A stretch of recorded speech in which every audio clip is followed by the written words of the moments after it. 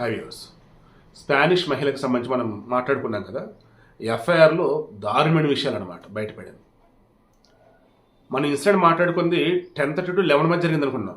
దేవుడా, 7:30 to 10:30 మధ్య జరిగింది. 3 గంటల సేపు ఆమె భర్తని కొట్టి చేతులు కట్టేసి ఆ పక్కన పెట్టి అతని ఎదురుగానే ఒకటి తర్వాత ఒకడు మొత్తం 7 ఆమెను బలాత్కారం చేశారు. అది కూడా పాపం దారుణంగా ఆమెను కొట్టి బలాత్కారం చేశారు, రేప్ చేసి. అందులో కూడా మరలా 7 అయిపోయాక మరల ఇంకోడు వాళ్ళ రిపీటెడ్గా అత్యాచారం చేశారట. అసలు వాళ్ళు మనుషులా, అసలు ఏంటో కూడా అర్థం కావట్లేదు. వీళ్ళు 7 టెంట్ వేసుకున్నారు. ఆ ధూమ్కా జిల్లాలో ఈ కుర్మహట్ అనే ప్రాంతానికి వచ్చిన తర్వాత మెయిన్ హైవే నుంచి లోపలికి వచ్చేసి కొండ ప్రాంతం అటవీ ప్రాంతం దగ్గర చూసుకుని ఒక టెంట్ లాంటిది వేసుకున్నారు. వీళ్ళు టెంట్ వేసుకున్న కాసేపు ఏదో మాటలు వినిపిస్తూ వీళ్ళ దగ్గరికి ఎవరో వస్తున్నట్టుగా అనిపించింది. తీరా చూస్తే ఒక ఇద్దరు వీళ్ళ దగ్గర రావట్లా, దూరంగా నించోరన్నారు. ఎవరికి ఫోన్లు చేసుకున్నారు. ఈలోపు ఒక హాఫ్ అన్ అవర్ గ్యాప్లో ఇంకో 5 బల్ల మీద 2 బల్ల మీద వచ్చారు. మొత్తం 7. అందులో ఇద్దరు వీళ్ళు టెంట్ సైడ్ వెళ్ళిపోయారు. ఇంకా 5 ఏమో వీళ్ళ దగ్గరికి వచ్చినారు. వచ్చి రాగానే హస్బెండ్ని పాపం దారుణంగా కొట్టి చేతులు కట్టేసి ఏమని కూడా కొట్టేసి ముందు కొట్టి సో డబ్బు కావాలా నగలు కావాలా అన్నట్టు వీళ్ళు అనుకొని ఇస్తాం తీసుకుంటాం అంటున్నారు.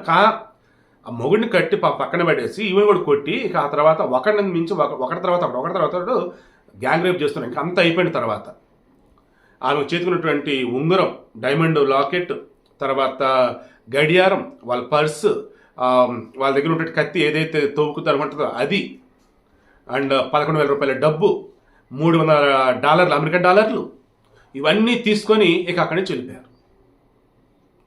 వీళ్ళు ఆ తర్వాత ఇక ఎట్లా కట్ట పాపం వీళ్ళేంటి 5 సంవత్సరాలుగా ప్రపంచ యాత్ర చేస్తూ ఉన్నారు. ఈ 5 సంవత్సరాలలో ఇప్పటివరకు 66 దేశాలు చుట్టారు. మన భారతదేశంలో మనం జూలైలో ఎంటర్ అయి ఉన్నారు. అంటే మన భారతదేశానికి ఆల్రెడీ వాళ్ళు వచ్చి 7 నెలలు దాటేస్తాం. ఈ 7 నెలల కాలంలో ఆల్రెడీ పాకిస్తాన్ నుంచి ఇండియాలోకి ఎంటర్ అయ్యారు. ఇండియాలోకి వచ్చిన తర్వాత నార్త్ ఇండియా నుంచి మన సౌత్ ఇండియా వరకు వెళ్ళిపోయి, మళ్ళీ సౌత్ ఇండియా నుంచి శ్రీలంకలోకి వెళ్ళిపోయి, శ్రీలంకలో కొద్ది వారాలు ఉండి మరలా అక్కడి నుంచి మరలా ఈ సౌత్ నుంచి మళ్ళీ నార్త్కి వెళ్ళిపోయి, నార్త్లో మరలా బంగ్లాదేశ్కి వెళ్ళిపోయి, మళ్ళీ బంగ్లాదేశ్ నుంచి ఇటు పశ్చిమ బెంగాల్, పశ్చిమ జార్ఖండ్ నుంచి బీహార్ నుంచి నేపాల్. ఇది వాళ్ళ టూర్. కానీ ఈ జార్ఖండ్లో ధుమ్కా దగ్గర మన March 1 వచ్చేసి ఆ నైట్ దారుణంగా వాళ్ళు అత్యాచారం చేశారు. పాపం ఇంకా ఆ తర్వాత గాయాలతో అలగలా తట్టుకొని నిలబడిపోయి వాళ్ళు ఏం చేశారు, మెయిన్ హైవే దగ్గరికి వచ్చారు. అప్పుడు పోలీస్ పెట్రోలింగ్ వెహికల్ ఏమైనా చూసి అడిగితే స్పానిష్ లాంగ్వేజ్ లేక అర్థం కావట్లేదు. బట్ గాయాలు ఇవన్నీ చూశారు. ఏదో తేడా జరిగింది ఉన్న ఆసుపత్రి పట్టుకెళ్ళారు. 11:30 ట్రీట్మెంట్ చేస్తున్నారు.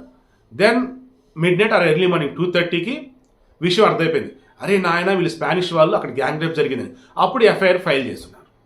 ఈ మొత్తం విషయం వచ్చేసి కోర్టు దృష్టికి పోయింది. అండ్ స్పానిష్ ఎంబసీ వాళ్ళు మొత్తం హైలైట్ చేశారు.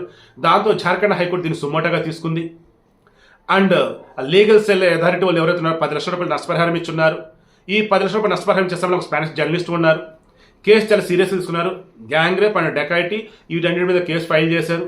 ఫస్ట్ 3 దొరికారు, ఆ తర్వాత ఇంకోటి దొరికారు, మొత్తం 4 దొరికారు. ఇంకా 3 దొరకాలి. ఇందులో ఒక్కడు మాత్రమే 28 నుంచి 38 సంవత్సరాలు వయసున్నాడు. మిగతా 6 కూడా కుర్రోళ్ళే. అండ్ మెయిన్ థింగ్ ఈ ఇష్యూ తర్వాత బయటపడింది ఏంటంటే, దేవుడా, రోజుకి జార్ఖండ్లో 4 మీద అత్యాచారం ఎక్కడ చోట జరుగుతూనే ఉందట. అలా నెలకు వచ్చేసి 34 120 మంది, సంవత్సరానికి వచ్చేసి చూడండి 1400 మంది పైన అత్యాచారాలు జరుగుతూ ఉన్నాయి. ఇందులో కేసులు పెట్టిన వాళ్ళు తక్కువ, దొరుకుతున్న వాళ్ళు తక్కువ.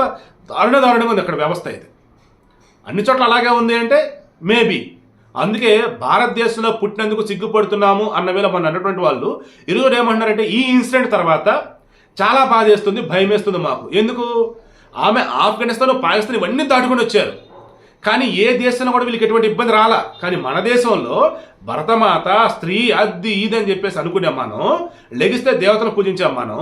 ఈ మన దేశంలో ఈ రకంగా అతిథి దేవో భవ అనేటువంటి చోట కూడా వాళ్ళకి గౌరవ మర్యాదను తీసి పక్కన పెడితే భర్తను దారుణంగా కొట్టి, ఆమెను కొట్టి, ఆ తర్వాత అత్యాచారం చేసి, గ్యాంగ్ రేప్ చేసి, ఉన్నాయి మొత్తం దోచుకెళ్తే ఎంత దారుణం రా బాబు అసలు ఇది అని చిన్మయి, శ్వేత వర్మ అండ్ ఉర్ఫీ జావేద్ ఎప్పుడు కూడా నగ్న ఫోటోలతో హడావడి చేస్తున్న పర్సన్ కూడా ఒకటే అంది. ఇప్పుడు భయం వేస్తుంది, బాధేస్తుంది, ఏమని చెప్పాలి, సిగ్గుపడుతూ ఉన్నాం ఇటువంటి ఇన్సిడెంట్ జరుగుతూ ఉంటే అని చెప్పాను. సో ఇప్పుడు కరెక్ట్గా మాట్లాడారు వాళ్ళు. సో నేను కూడా అదే అంటున్నా, మనం ఎప్పుడు గొప్పగా చెప్పుకుంటాం దేశం విషయంలో ద బెస్ట్ వేలో. నేను ఎన్నో వీడియోలు ఇచ్చున్నా. కానీ ఇటువంటి జరిగినప్పుడు నిజంగా నాకు బాధేస్తుంది. వాళ్ళు అన్న ఒక point Chinmayi I think rice చేసిన ఈ పాయింట్ మైండ్లో నాకు ఇప్పటికీ తిరుగుతూనే ఉంది.